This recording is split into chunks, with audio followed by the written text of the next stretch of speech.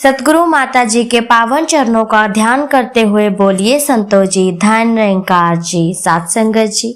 दासी आपके सामने आज फिर से एक नई छोटी सी प्रेरणादायक कहानी लेकर के आई है। दासी आशा करती है कि आप सब जी को जरूर पसंद आएगी और इससे कुछ प्रेरणा भी मिलेगी जिसे आप अपनी जिंदगी में उतार सकते हो। तो आओ चलते हैं इस कहानी की ओर। तलवार और सुई।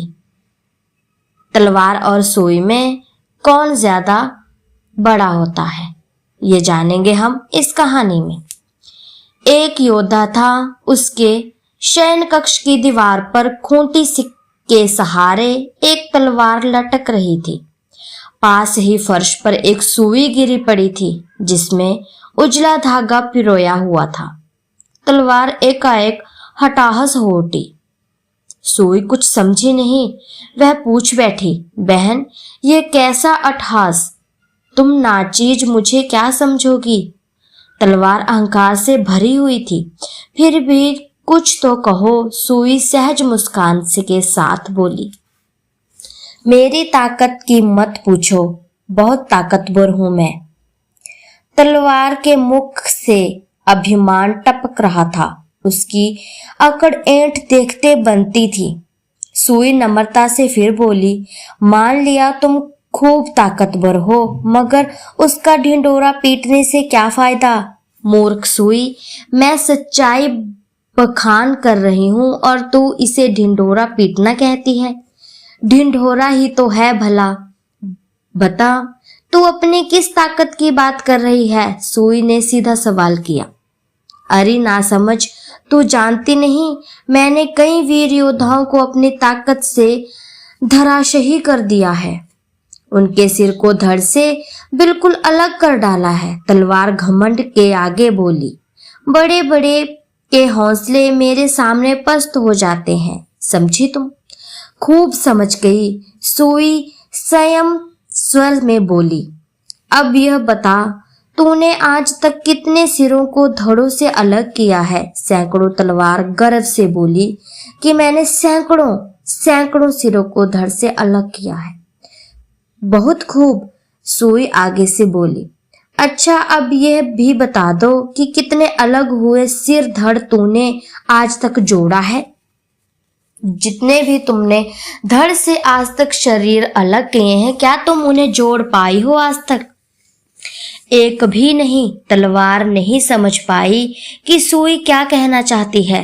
क्या एक भी कटे सिर धड़ को तुम जोड़ सकती हो? नहीं तो मतलब कि तुम्हारी ताकत सिर धड़ को अलग करने के काम आती है, उन्हें जोड़ने में नहीं। तलवार बोली, हाँ। अब बता, किसी पेड़ से उसका पत्ता तोड़ना आसान होता है कि टूटे पत्ते को पेड़ से जोड़ना?